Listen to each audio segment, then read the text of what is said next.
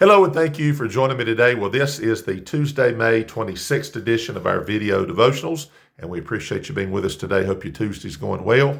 And of course, maybe some are off work this week due to Memorial Day being yesterday, and I guess that's possible. Otherwise, this is kind of like a Monday for some people because maybe today is their first day of work for this week. At any rate, hopefully your Tuesday's going well. We're going to be in 2 Kings chapter 3. We'll begin at verse 16, give you something here from the Word of God as we try to do on a regular basis.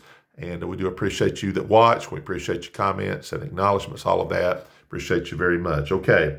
All right, so basically the setting here, without reading a lot of verses, is the king of Israel and the king of Judah and the king of Edom are kind of coming together to go against the Moabites. And Elisha tells, kind of intervenes and speaks about what's going to happen. So I'm going to start here in verse 16, and it says, "And he said, Thus saith the Lord, make this valley full of ditches. For thus saith the Lord, ye shall not see wind, neither shall you see rain, yet that valley shall be filled with water, that ye may drink, both ye and your cattle and your beasts." So the issue, of course, was a drought issue, so there's that. It says, "And this is but a light thing in the sight of the Lord.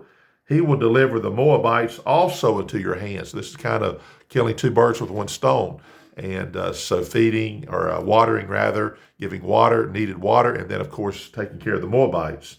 It says, "And ye shall smite every fenced city and every choice city, and shall fell every good tree, and stop all wells of water, and mar every good piece of land with stones. And it came to pass in the morning when the meat offering was offered, that behold, there came water by the way of Edom, and the country was filled with water."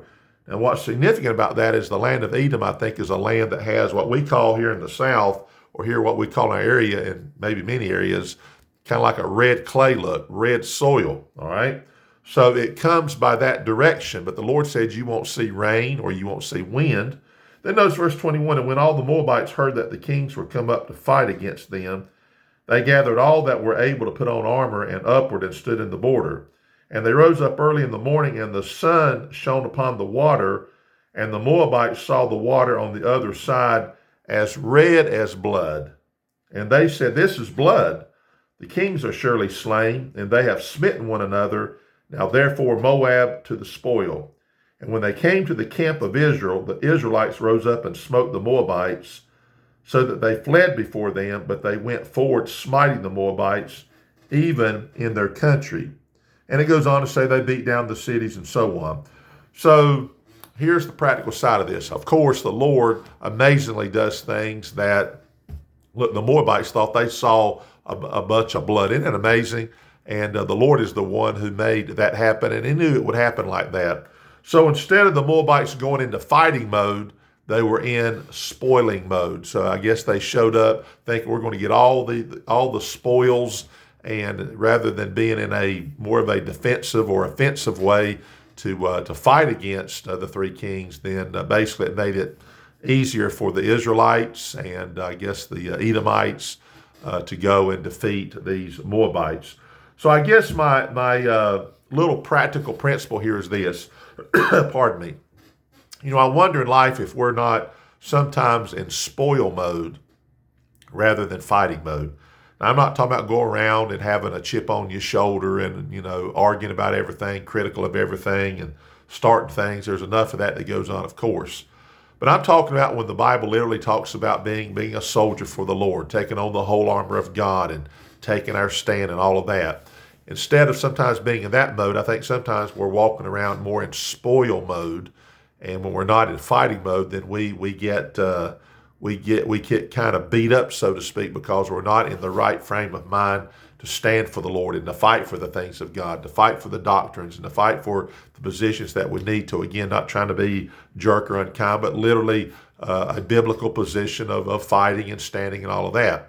So if we're not in that mindset, I'm afraid we go about life taking in things, and kind of being in a very casual mindset, and that's dangerous. It's dangerous for a soldier to be that way. When a soldier is supposed to be on guard and vigilant, as we use that word, then if you're not careful, you get kind of at ease and that's a dangerous position. So a Christian should never be at ease. They should be, of course, joyful in the Lord.